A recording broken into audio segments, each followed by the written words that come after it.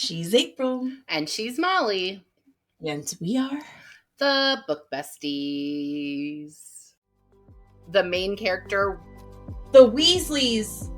Woo! Here it is. Harry Potter. He's got that perfect, It's meet cute magic. Things are happening. The Legos matchup. Chub rubbing thighs. That's where it sits, just right in the center. But he's eating that shit up. Peaky Blinders. Climb on top of me because I want to see your whole body. The Dark Lord wins. Book April would never. April would. Hi. I'm sorry. I mean, we've been talking the last 20 minutes. I just talked your ear off. Yeah, but I'm excited for what you're talking about. Oh, it's terrible. It's going to be amazing. So I finished all of our season 3 pod books. Yay for you. Yeah. I'm not there yet. I have started reading Husband Material, which is the sequel to Boyfriend Material, which we read in season 2. So good. And I started A Court of Wings and Ruin, which is the third. What is that? Third ACOTAR. Oh.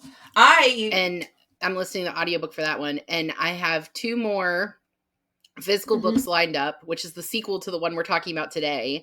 And the other Emily Henry I haven't read, which is People We Meet on Vacation. So I'm planning to just spend our pod break reading smutty smut. And I invited 2 of my coworkers to help me start a smut book club at work. Yay! That'll be fun! Not for the public. It's just for the 3 of us. Just the 3 of us to sit in the workroom of the library where I work and just talk about smut. Solid plan. My plan is to write during our break. Yeah. I just haven't finished the last book yet, and I'm struggling to finish the last book. I was listening to it yesterday, actually. I was fluffing we got a new Christmas tree because we tossed our old one when we were in New York, in Texas, and we didn't want to travel with it anyway. Yeah. So I'm down there fluffing it, and I have my audiobook playing, and the screen is live, and my cat, Honey, comes downstairs, walks past me with my gloves and my fluff, and I was like, hi, baby. She jumps on the table where my phone is sitting, pauses my audiobook, jumps off the table, runs past me, and runs upstairs. She's just as over this book as we are. Oh my gosh. Next week we'll talk more about the book that we're talking about. But I really... My cat doesn't want to hear any more of it. I really hated it. She came from upstairs. Yeah. To the basement to stop me from listening to this book. Yeah. Yeah. She knows. Yeah. She knows. You know how they say your cats cat has taste. Yeah. You know how they can say cats can smell depression? My cat can tell when I'm angry. And she just comes and That book made me feel very angry as well. I'm angry. Yeah. But anyways, this book though, Should we talk about this week's book? Oh my god, this week's book. Oh my god, this is the opposite of angry. I love this book so much. This week's book is Spoiler Alert by Olivia Dade. Oh my god, this book was so good. So I actually had a different book in December for my pick, and I told you we had too many heavy at the end of the season, and I was like, I just need to read some romance novel.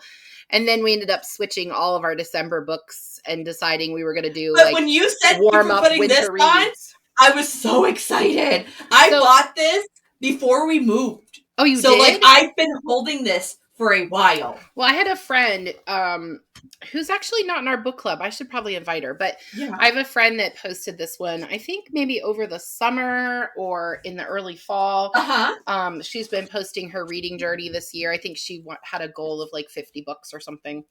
And awesome. She posted that one. And I have never read a main character that was plus size before. I haven't either. In a romance novel.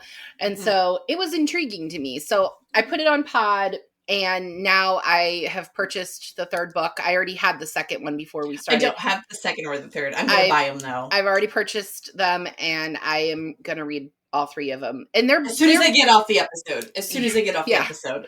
And just so you know, listeners, if you haven't read this book and you are interested, this series is like other series like It Happened One Summer, where each book is a different like main character couple situation.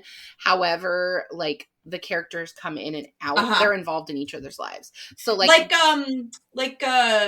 Jasmine Gulliar's series. Yes, exactly. Like the Wedding Date series. Yeah, like the second book in the series is Alex and his assistant.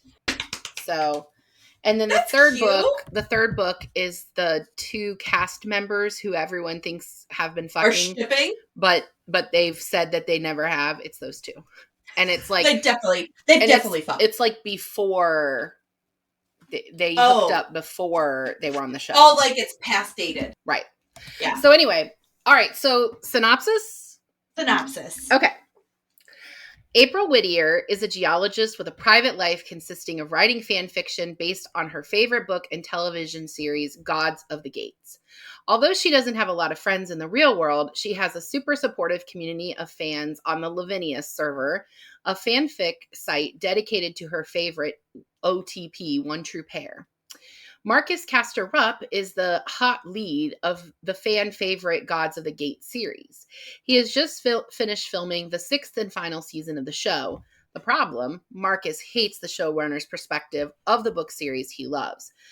What's a star to do but to dive headfirst into the fan fiction world to write stories that fix the plot issues he's been acting out on screen? I mean, obviously.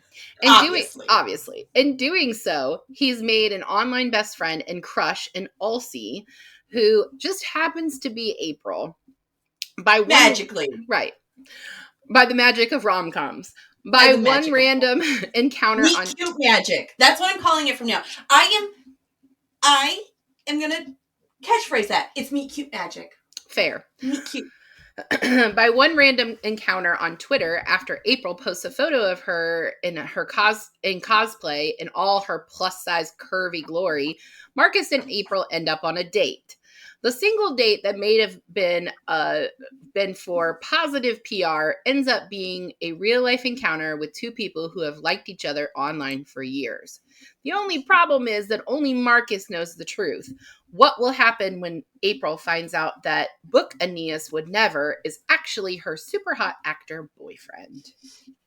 Huh. Dun, dun, dun!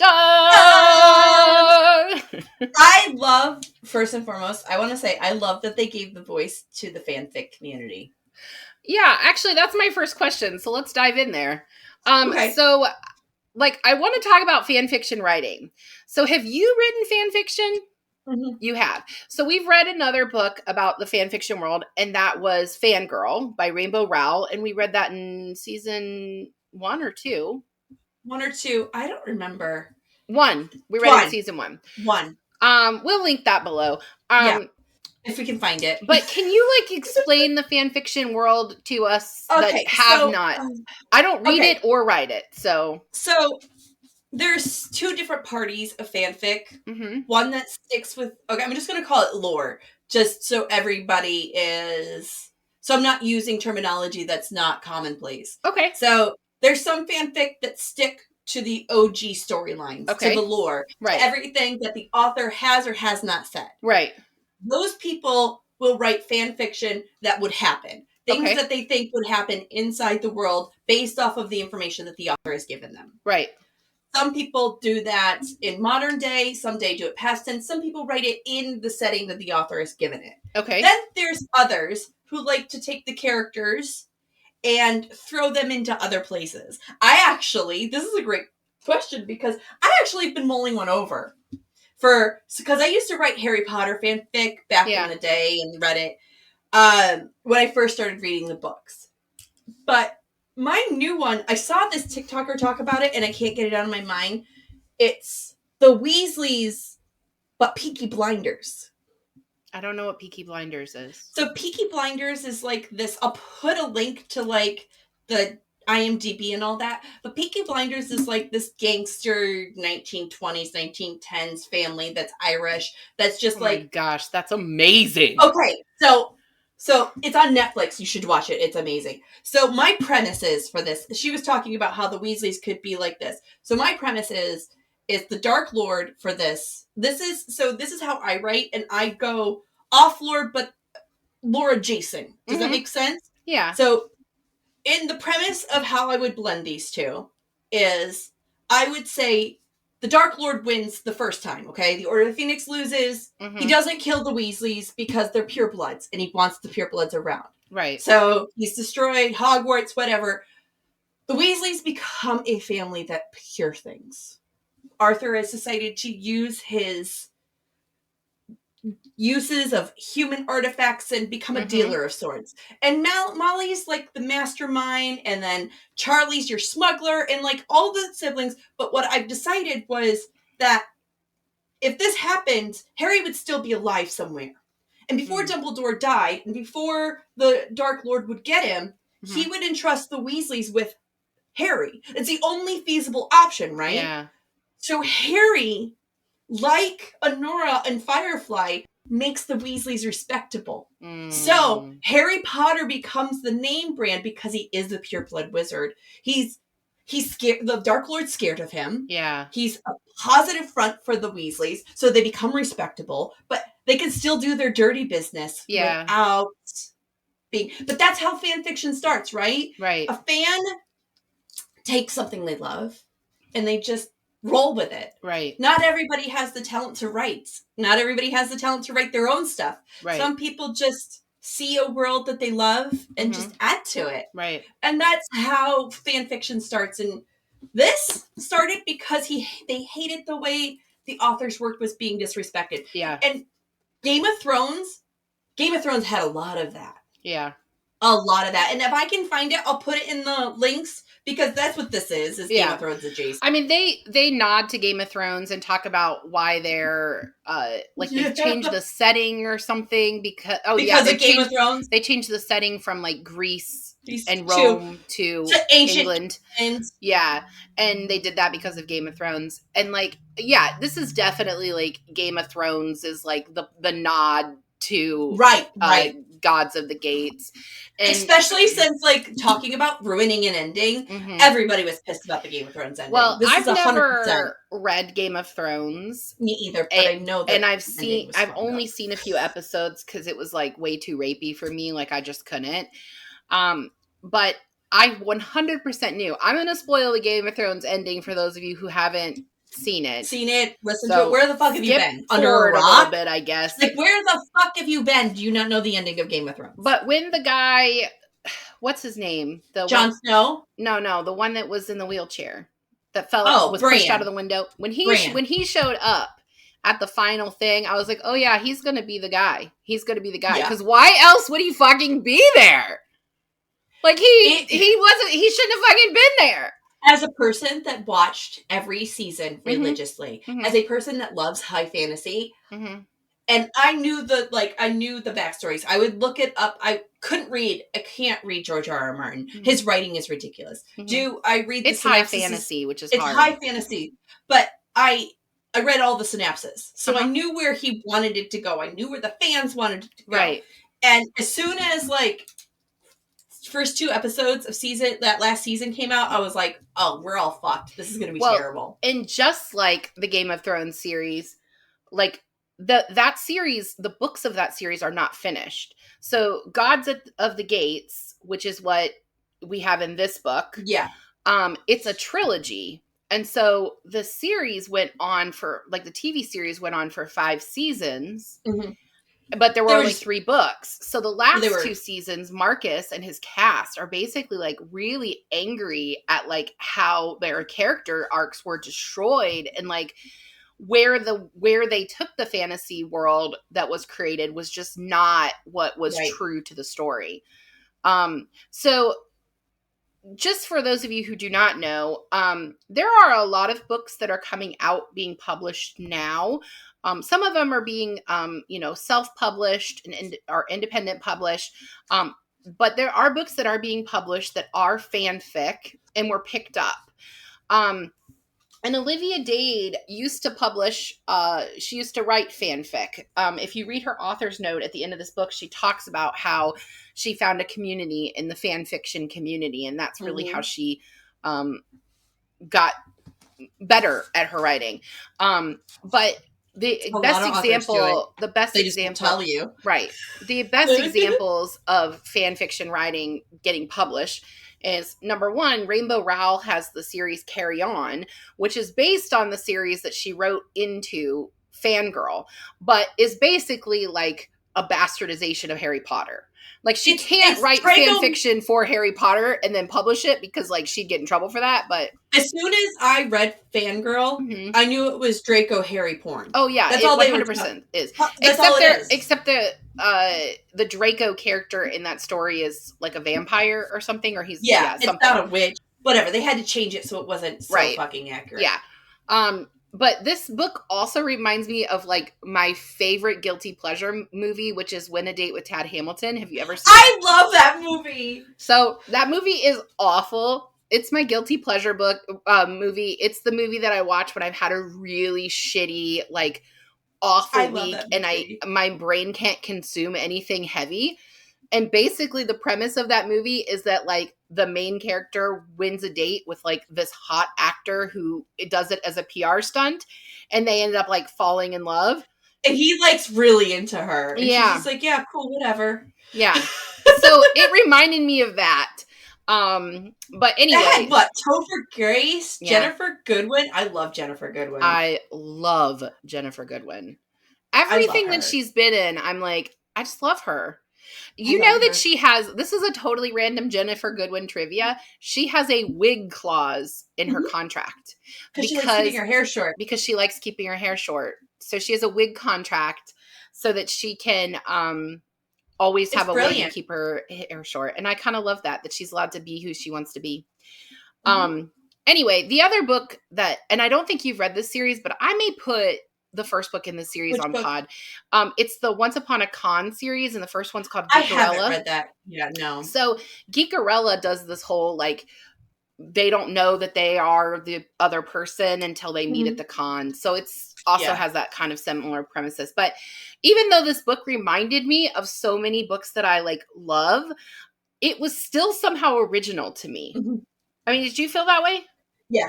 Oh, it felt like it fit well in its genre. Yeah. Like, I had a place on my shelf for it. I knew where it was going. Yeah. It belonged. Right. Like, it belongs with the other sweet, warm romances that we love so much. Right? Like, it's not a slow burn, though. They fuck right away. I mean, yeah. I mean, there's a lot of fucking sexual tension away. Yes. But last week I mentioned, like, why are authors writing all these, like, tiny girls and these big, you know, over 6 foot guys, you know? And this book is like the opposite. With rabbit head fucking penises. Yeah. Oh my gosh. But this book is like the opposite, right? Because Marcus is, like, beefy, but he's not, like, big. And April is big. But it's, I don't know. It's more realistic, in my opinion. I wish that the cover had her looking more like she's described in the book. Like, they still made her more slender. Air quote skinnier. Yeah. She's curvy, but she refers to herself as fat. Yeah. So, but that might be in her opinion. It might be. Right? It might be. But in some of those sex scenes, they're describing, like, her thunderous thighs. And I'm like, this girl on the cover is still smaller than I am. So, like, it's not it. All right. This is the first time I have read a romance novel with a plus size main character. So what did you think of Olivia Dade's take on this? I like her honesty about it. Yeah. I like her honesty about it. Like, I'm a 12, 13, 14. Right. And I fall in the plus size window. Right. Even though technically I'm medium size, but I fall in the plus size window.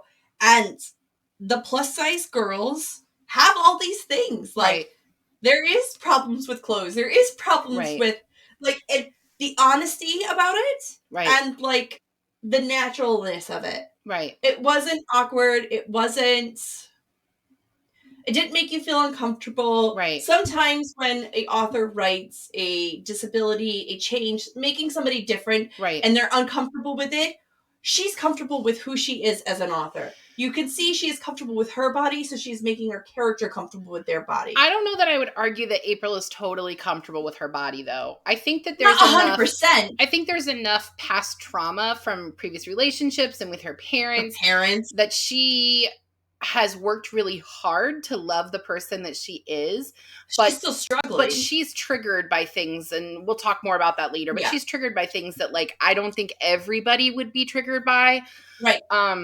But I don't like the term fat. Like, I don't like it when people use that. Olivia Dade justified it in the book, saying that, like, she was owning that. Like, it's not a derogatory term. This is something, it's sort of like the word bitch, right? Like, you know, when you can use I know bitch. I'm an ass. I know I'm annoying. I outright admit it. It's like owning that. But I don't really love that. I just feel like there's a gentler way to talk about yourself if you are big. Like, I'm a big girl. Like, I know that about myself. I don't like hearing the word fat. Hearing that I'm because fat was used against you. Exactly. That was used against you, and it's hurtful. And I'm not saying that to be cruel. I'm saying it to be direct and honest. You're like, 100% right. I mean, they used it against me. Right. I've had a lot of nasty things said about me. Yeah. And you're 100% right. It's probably just a trigger word for me. But, like, the truth is that there are other words that people use, like curvy, and that doesn't really define me either. I'm not a curvy girl. Like, I don't have curvy hips and, like, that hourglass figure that a lot of girls who are plus size have. I'm big in my belly, and that's about it. So... Yeah. Me too. That's where it sits. Just right in the center. Right. I don't have a nice ass. Like, I have a really flat butt. Like, I do have big thighs, though. I have chub rubbing thighs.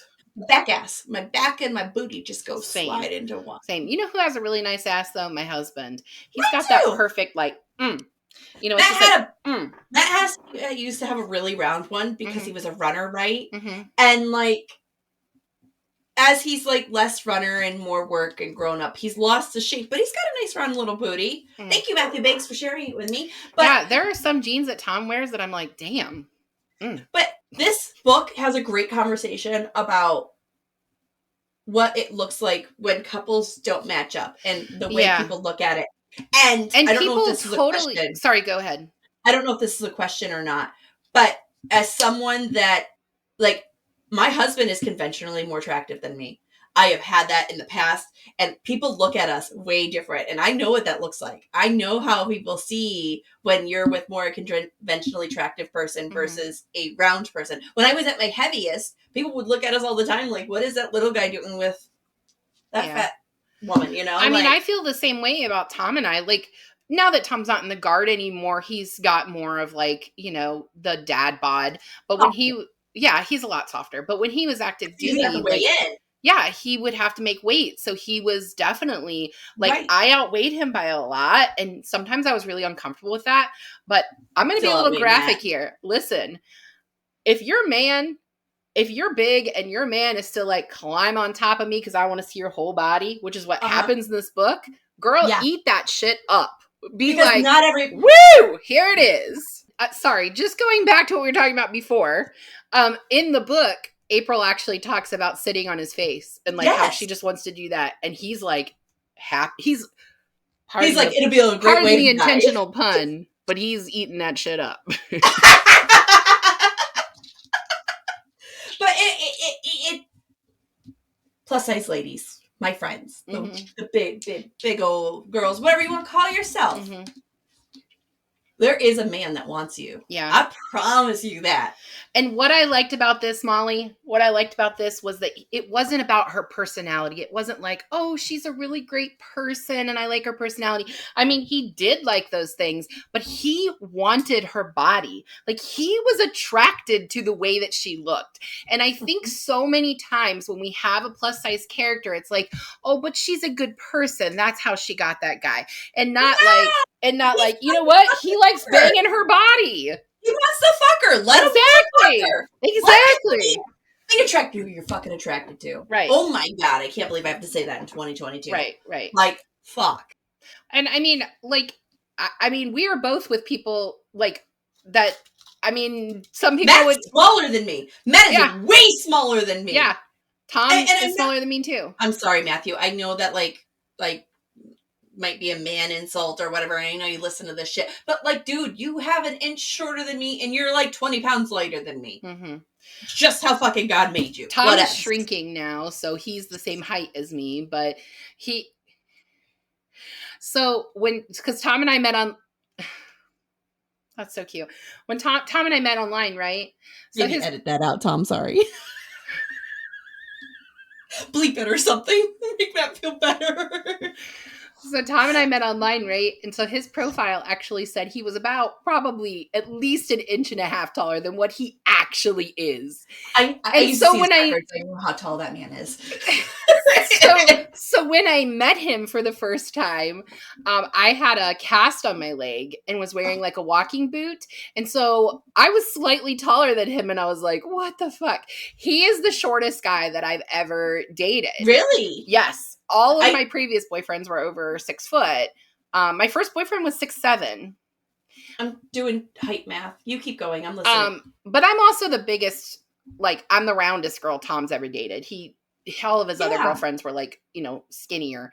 But here's the thing. At one time, my mom said, you don't want a person with a huge height disparity because you won't fit together well. And I thought that was a weird thing to say, but it is true. Like, we're the same, Us too. I know. So I got you. Okay. Yep. The Legos match up.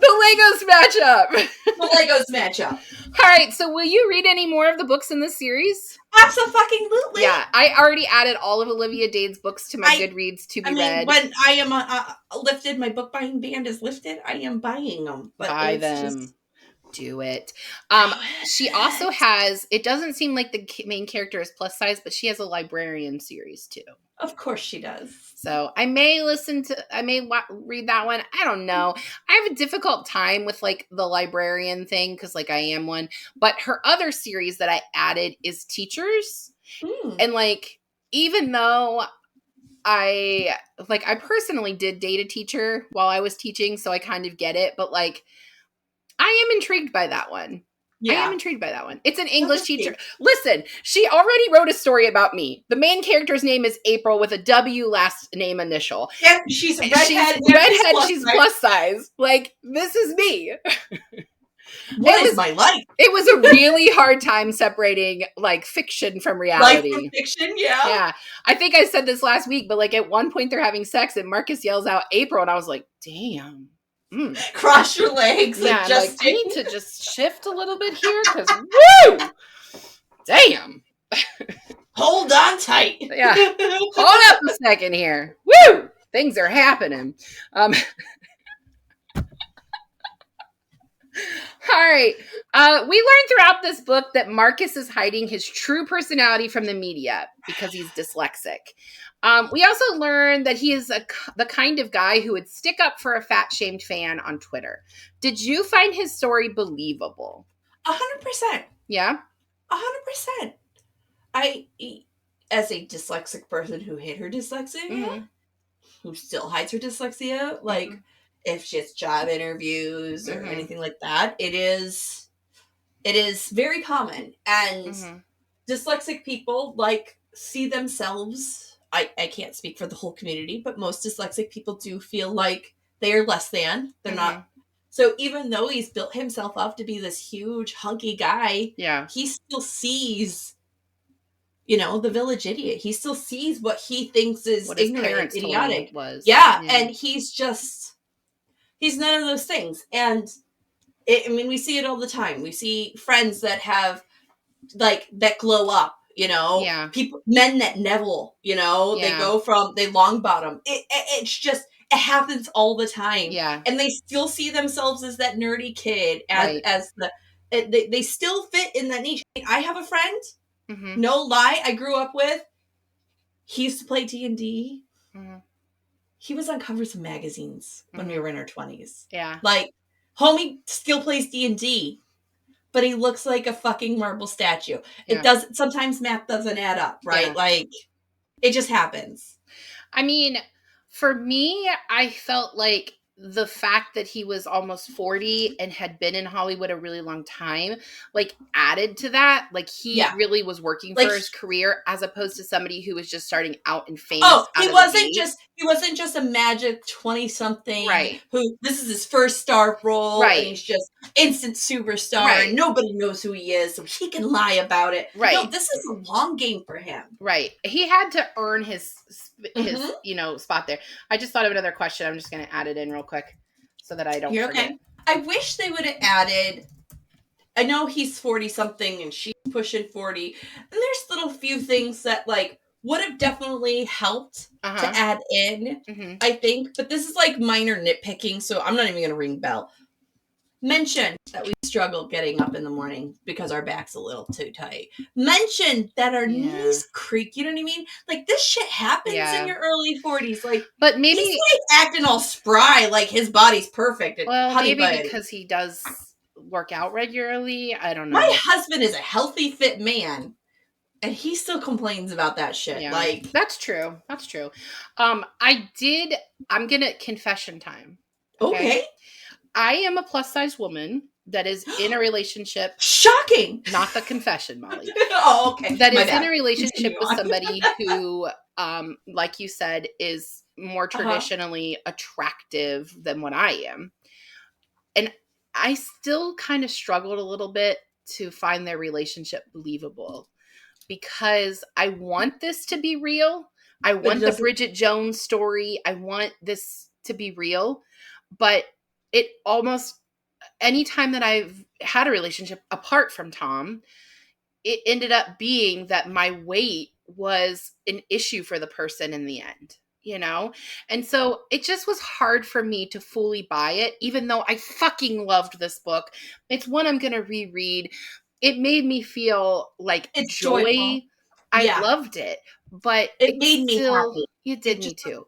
Made me happy. But there were definitely times that I was like, would he still really like her body though? Like, I mean, he could have anybody. Like, and that's probably like my own insecurities, but like, I mean, I was gonna say that. I mean, honey, I love you a lot. But that sounds like April stuff, not Book April stuff. Not Book April stuff.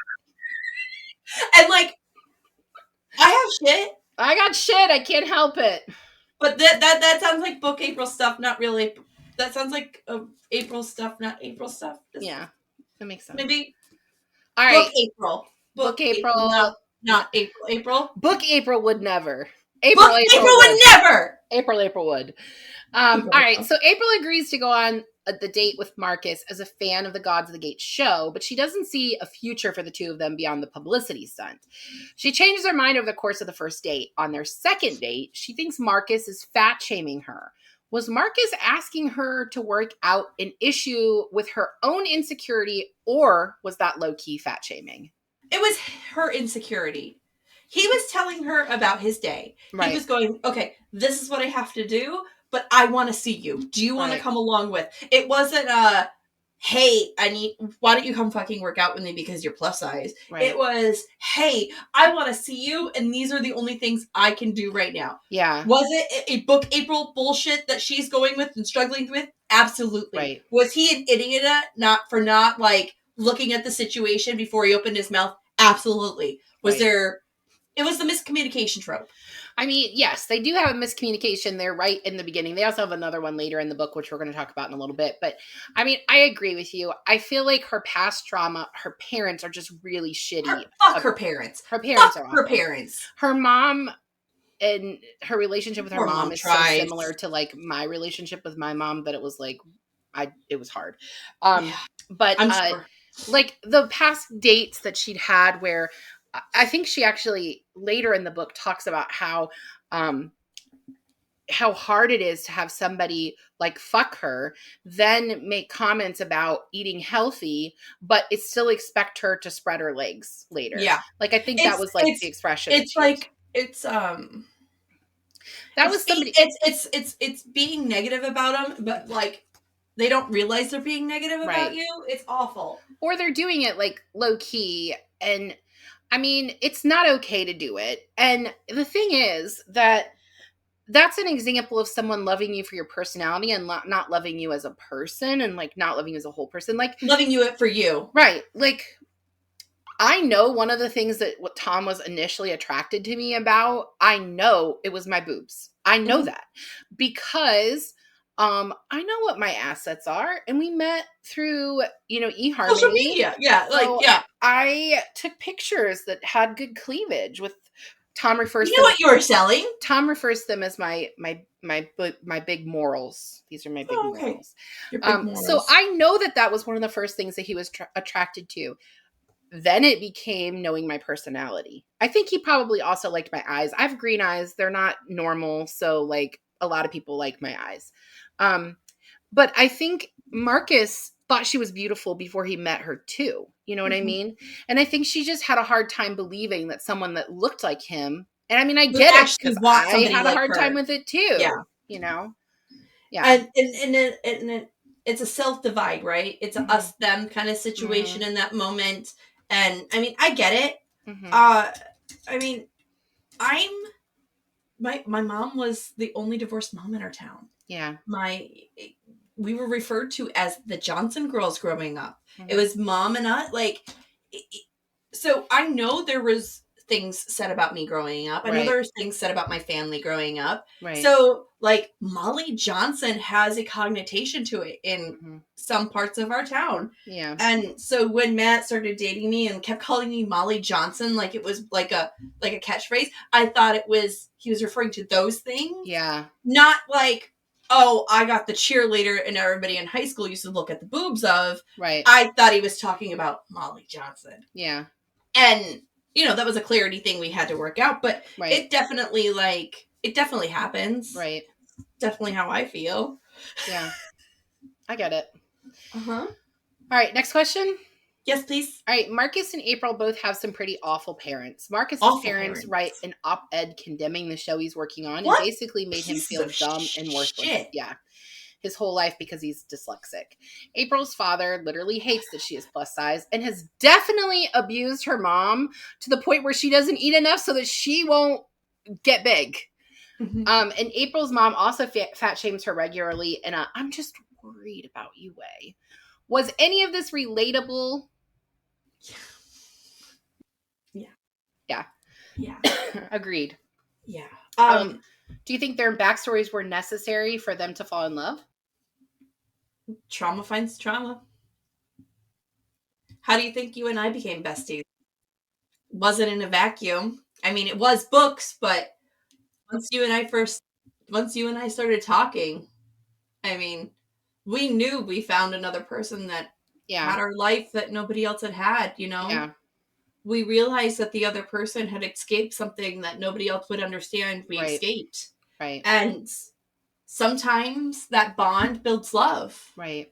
I mean, you are one of my favorite people, and I think I can say that vice versa, right? Like, we truly love each other. Right. And we love each other because we have that bond together. We have that trauma together. Yeah. It may not be the same trauma. Right.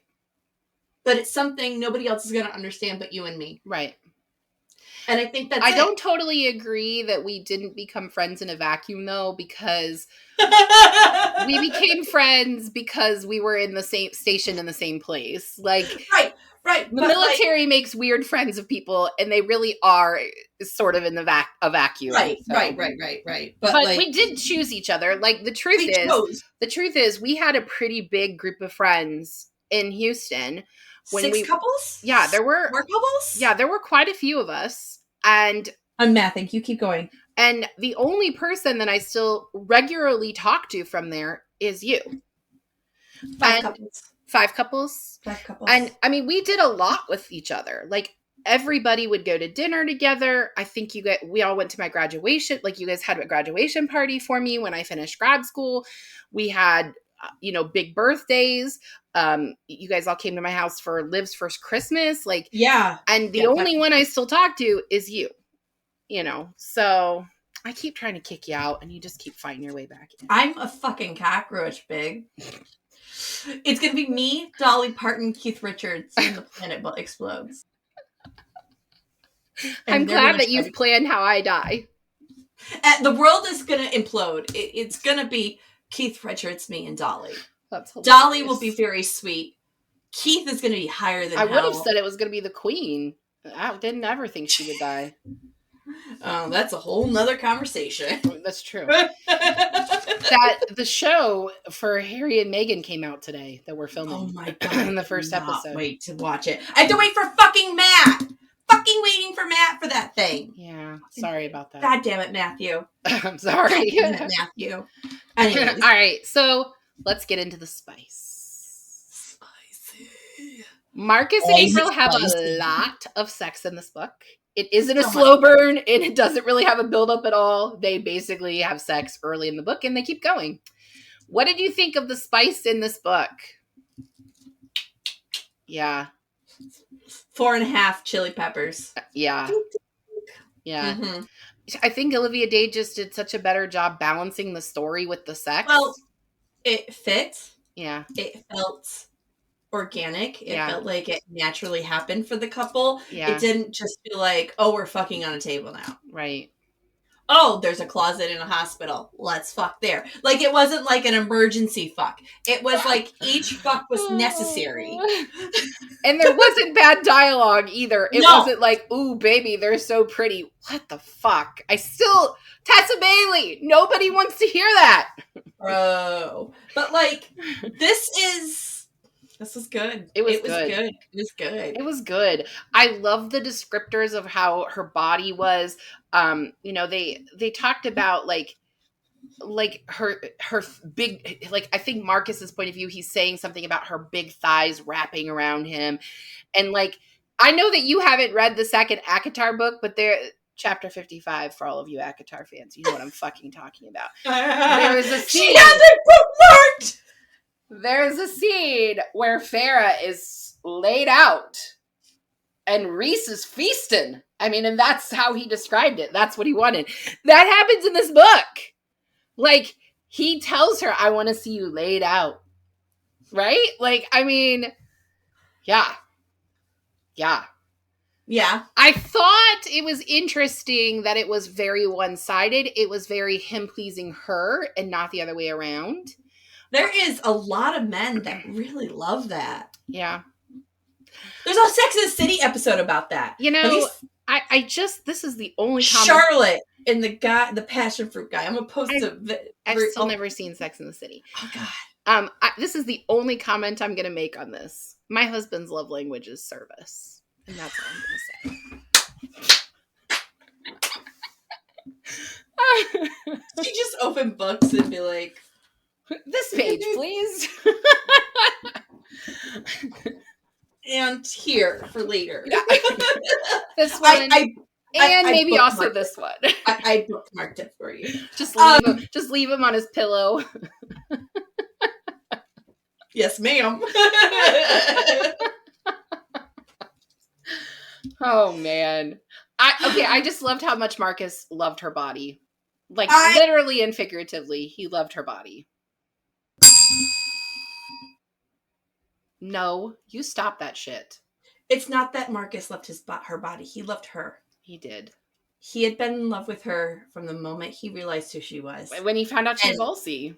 As soon as he found out she was Ulcie, he embraced all of it. Yep. It wasn't about her body. It wasn't about her mind. It wasn't. It was about who she was. Yeah. And he was going to love Ulcie no matter what. But he was attracted to her body too. Like I'm not taking that away. I'm not taking that away. But he loved what Ulcie. I'm saying, he loved Ulcie. And everything else came because of that. Yeah.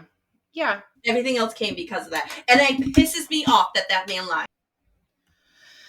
Yeah, so let's get into my next question because that's what it's about. This book, like most romance novels, has a miscommunication trope and breakup scene. So after a misunderstanding about how April wanted Marcus to behave at her mom's birthday party, Marcus finally reveals that he, as Book Aeneas, would never. Shocking. April is very upset that he lied to her, and the two end their romance. How did you feel about the miscommunication trope in this book? I'm still mad at him. Like, I know we needed it. the book needed it. The author had no other choice. It's how we had to get this book to where we needed it to go. There was no other way. The brilliant layup made me mad. And that was the point, right? Yeah. We were supposed to be mad at him. Yeah. We were supposed to be like, what the fuck, dude? Right. You're an idiot. And when he chose to tell her was just not the time. It was not the time. But it just proves right there how much, like, he's got that dumb man brain, right? Dumb man brain. And sometimes dumb man brain think with penis and not with dumb brain. So, like, dumb man brain make dumb man things and say dumb man things out mouth. Right. So, like, he just did the dumb man thing. He didn't know that he was not following what she wanted at the party. Like, he can't really be faulted for the fact that, like... No, she definitely should have been more clear. And this just shows how young the relationship is that they weren't good at communication yet. Right. But for him to have hid that from her, and not just hid that from her, he broke off the communication as Book Aeneas would never, basically lied to her that he didn't understand what fan fiction was, and then kept writing fan fiction, but, like, as a different name. It was just really not okay. It was zero okay. But I think we needed it because something happens later, which I'm actually going to skip the next question and go to this one, because this is what happens that kind of makes April realize, oh, fuck, I understand why he did it.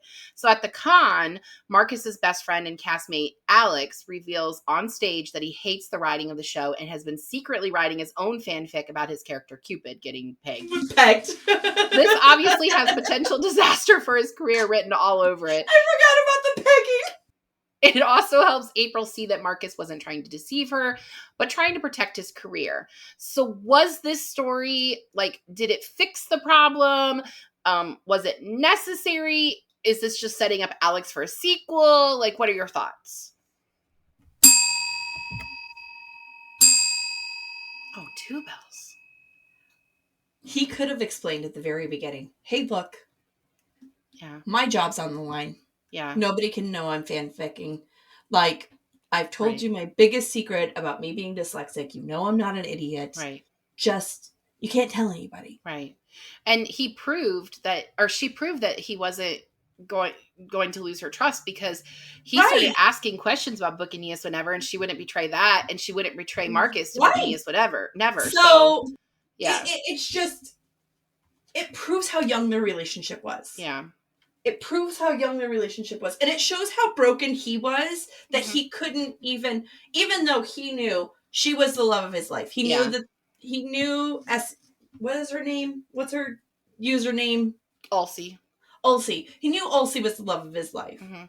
And as soon as he realized April was Ulcie, and he told her the truth, like, things would have, but then we wouldn't have a book, right? We wouldn't have a book. None of this would have happened. But I think that it does set up Marcus's story for the next book, Alex's story for the next book, because Alex has a relationship with his assistant in the next one, and I think, like, that was set up in this whole book. Right. Like, Alex has a thing for her. That's fucking obvious. That he has very obvious. Yeah. But I do think, even though it was cliche for it to happen that way, that we had to have something to reveal, like, actually how dangerous him doing this really was. And I mean, it's better for Alex to do it, honestly, than Marcus to blow up his career. Right. Yeah. Because, like, honestly, Alex is going to get a lot more forgiveness in this, right? I think so. Alex is the fuck around. Alex is the kid that fucks up all the time. Like, Alex, they expect this shit from Alex. Right. That's why he's got a minder.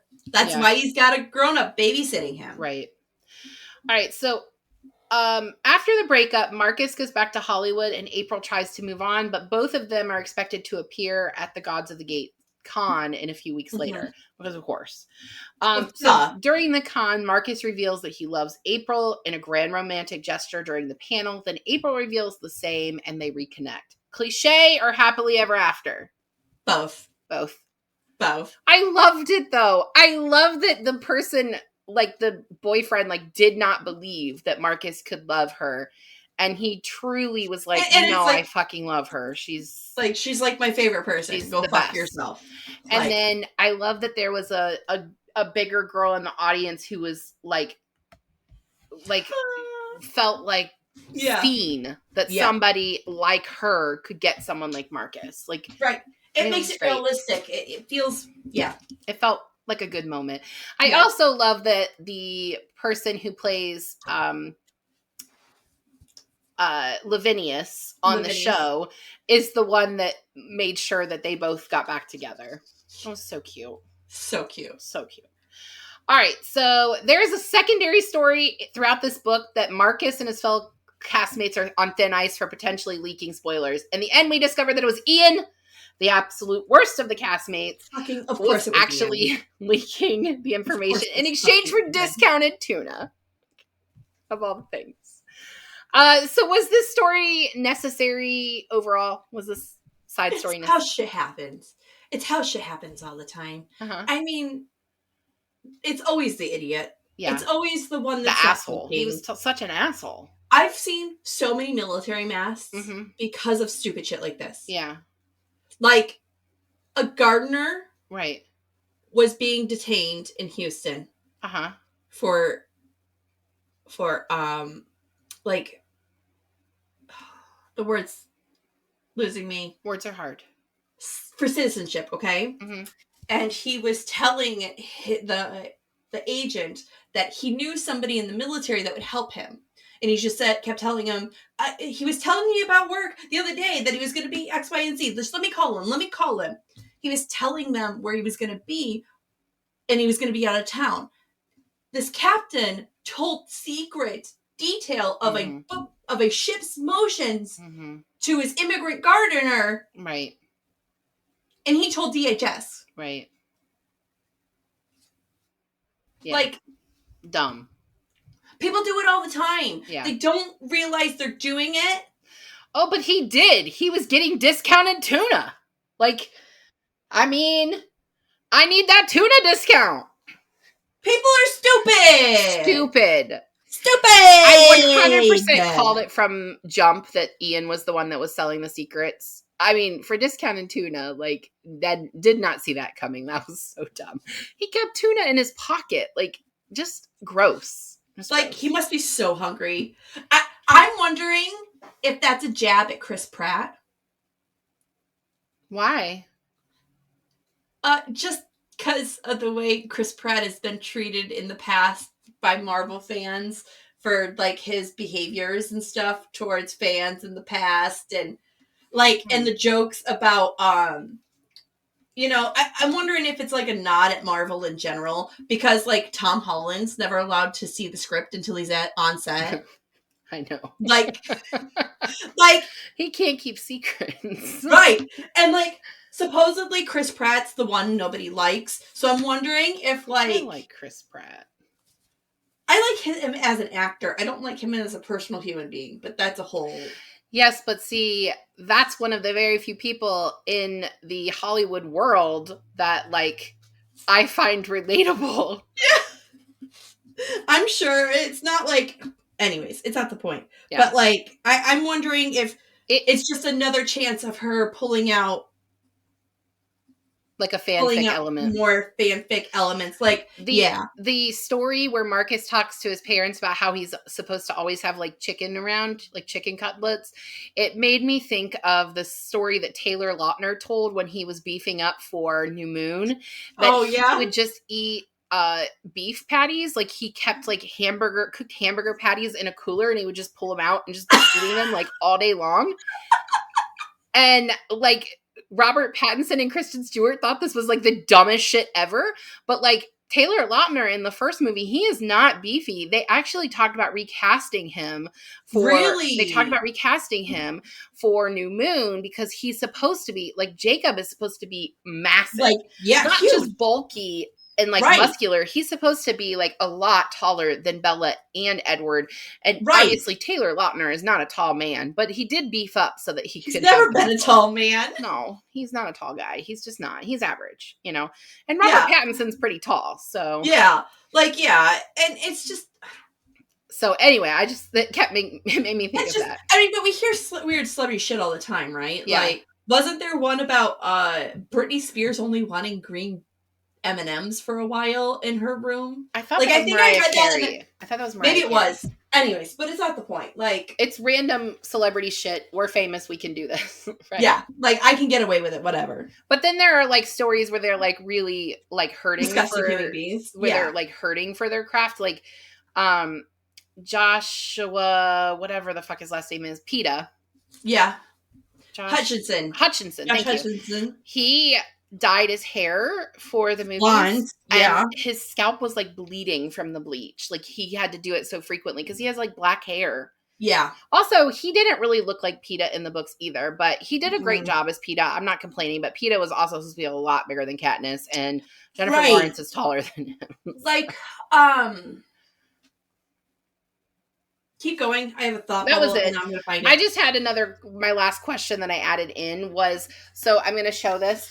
So there are, in between every chapter, there are these either excerpts of fanfic or DMs between Alcy and Buccaneers Would Never on that are like plugged throughout in between chapters. Did you like that edition? It pulled me out of the story. Oh, really? I had a hard time with it, especially because I did audiobook. Yeah. And I'm not reading the physical book. Yeah. So there was no gap. There was no explanation. It was just like they go. So I'll go, for example, I'll start on page 27. Then she clicked on the thread to find out what the fuck had just happened. Lavinia serves Dion 2 years ago. Unapologetic Lavinius. And it just starts going into it. No voice change, no demeanor, no nothing. And it's just like, the first time it happened, I had to rewind and I'm like, what? Okay. So I really liked it because I felt like it immersed us more in the Lavinia server in the fanfic world. But I was reading the physical book. Now, I did listen to the, bits and pieces of the audiobooks I could finish on time, but I was mostly reading the physical book. So I can see how that would be hard. A book written for about a dyslexic character, and you don't make the audiobook dyslexic friendly. Yeah. Feels ignorant. I don't know that was really her choice because I don't think the audiobooks are usually produced by the publishing house. Right. I don't feel like it was intentional. I'm not accusing anyone of intentionally ostracizing the dyslexic. Well, I did like that they referenced how he read using audio software and how he wrote that way, and I thought that was like a really good nod to what. Let me tell you, when I am having a high ADHD day, when I learned that Microsoft Word had talk to text installed, I cried that day. Well, I cried that day. I mean, because it's got to be very helpful for you. It's just, there are words I'll never be able to spell. Yeah. And this is just, there are words my brain mixes up. Right. Through is a really hard one for me. A really hard one for me. THREW, THROUGH, like there is just and sometimes it's overwhelming and you need that extra assistance and for him to have that technology, for that technology to be even available is just miraculous. Well, and I think like him being someone that is like our age, I think that he didn't grow up with that. So someone like my son, who James doesn't have dyslexia, but he has a really severe fine motor delay. So he has a lot of difficulty, not just writing, but typing. And so he uses talk to text on his computer for school. They have he has special software for talk to text that's attached to his Google. It's a plugin for Google. That's awesome. And that's how he does his work. I mean, and it's helped him a lot. It used to take me before the Microsoft, and I'm gonna show how I feel like it makes me show how ignorant I am, and I know it's my learning disability. It would take me if I'm in the middle of writing, and I come upon a word I need to write, something that's difficult, something that's in my everyday vocabulary, but I know it's not a word I can spell. Right. I will go through the talk to text. I will ask Siri. I will ask Google. I will find, it will take me forever. I will write full sentences into Google and it takes me out of what I'm doing. But Molly, and it makes me feel stupid, and it makes me feel ignorant, and it just makes me not want to do what I was working on, you know? But Molly, I don't want you to feel stupid doing that, because I do not have dyslexia. I do not have ADHD. I was a fucking English teacher, and I am a terrible speller. I still Google words so that it will tell me how to spell them.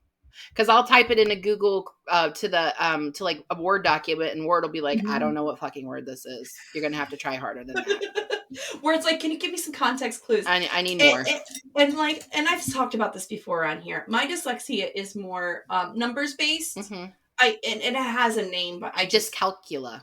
Yes. Dyscalculia, I think. Yes. Math gives me panic attacks. I literally start hyperventilating and crying. And don't do that. Math is awful. Like when I had Matt and Hillary had to tutor me through my college math to finish my degree.